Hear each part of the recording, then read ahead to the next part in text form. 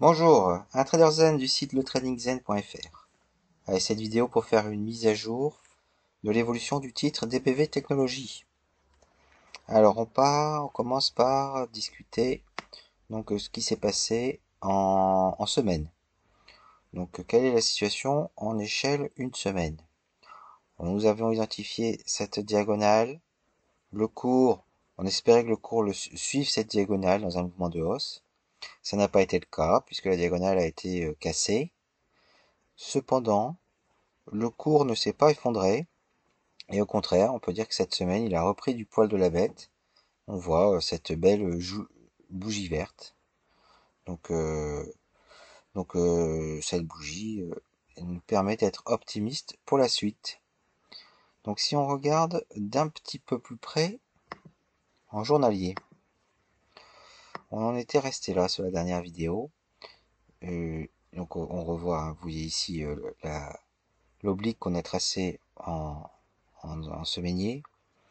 La cassure de l'oblique. Et puis il y a eu cette bougie caractéristique avec un fort volume, une longue mèche et, euh, et ce que j'avais, ce qu'on avait dit, c'était que là les stops avaient été déclenchés. Ce qui se passe dans ces cas-là, c'est que euh, tous les stops ont été déclenchés. Ça a racheté aussitôt après. Donc le carnet d'ordre a été nettoyé. Avec un carnet d'ordre nettoyé, du coup les cours peuvent évoluer assez rapidement sans qu'il y ait de gros volume. Et on peut dire que le bas de la mèche peut faire office de résistance. Faut juste la tracer comme ça. Alors ça, elle a été quand même... Enfin si, on peut dire que ça a fait office de résistance. Le cours s'est baladé, le carnet d'ordre a été nettoyé, le cours s'est baladé sans gros volume, est venu tester du coup la nouvelle résistance définie par le bas de la mèche. et, et a rebondi. Et là, on a eu le droit à deux belles bougies vertes, mercredi et vendredi. Donc, euh, c'est plutôt pas mal. C'est pas mal. Le M7 devrait croiser la M20 assez rapidement si on continue sur cette dynamique. Donc, euh, Regardons ce que ça donne avec un petit peu plus de recul. Vous voyez qu'ici, finalement, quand on regarde, on ne l'avait pas dit précédemment, mais ce qui s'est passé là, sur cette séquence, ressemble à ce qui est en train de se passer en ce moment sur cette séquence-ci. Nous on espère la même issue, hein, c'est-à-dire qu'une fois que de la même manière qu'ici, ici on aurait pu définir une résistance horizontale, on serait venu la chercher une fois, une deuxième fois, une troisième fois, on finit par la casser et bam, ça décolle. Là, on peut imaginer un scénario similaire.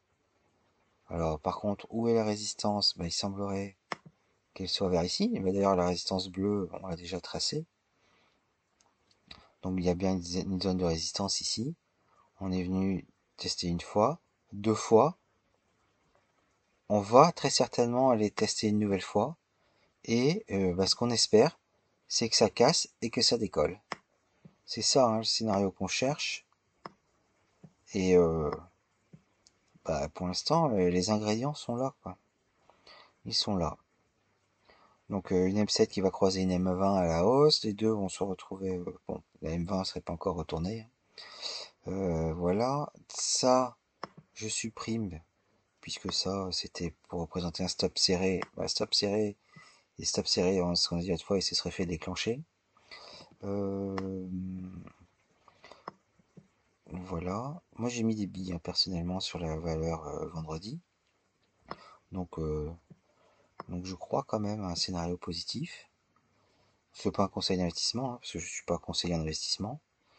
Voilà, regardons, dézoomons un petit peu. Donc ce meunier, on en a discuté. On veut se rapprocher,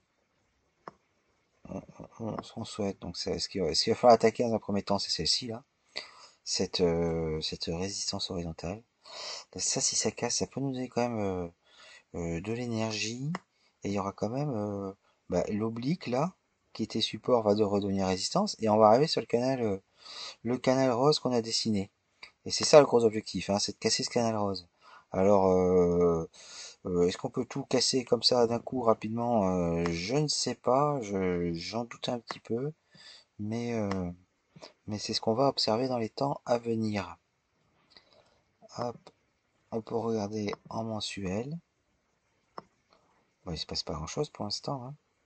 C'est quand même des mouvements étriqués par rapport au graphe mensuel. Hmm. Mais, euh, mais on attend que ça, qu'il y ait un petit peu plus d'ampleur. Comme je vous disais, un petit mot sur la M7 M20. La M7 ici, alors elle n'a pas encore croisé, comme je l'avais annoncé, elle n'a pas encore croisé la M20, ce qui constituerait un signal d'achat. Donc peut-être que la semaine prochaine, en tout cas il reste 15 jours hein, avant la clôture du mois, peut-être semaine prochaine, peut-être plus tard, je ne sais pas.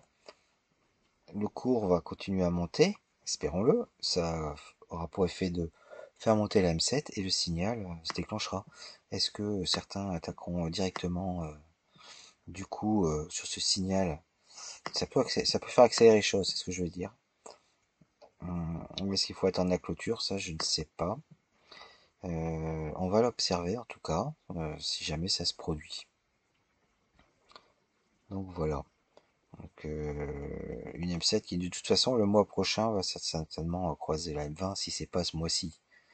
Euh, Moi j'espère encore que ce soit ce mois-ci. Si c'est pas ce mois-ci, ça y a de grandes chances que ce soit le mois prochain, puisque la M7 c'est la moyenne de la clôture de cette bougie, de celle-ci, de celle-ci, de celle-ci, de celle-ci, de celle-ci et de celle-ci.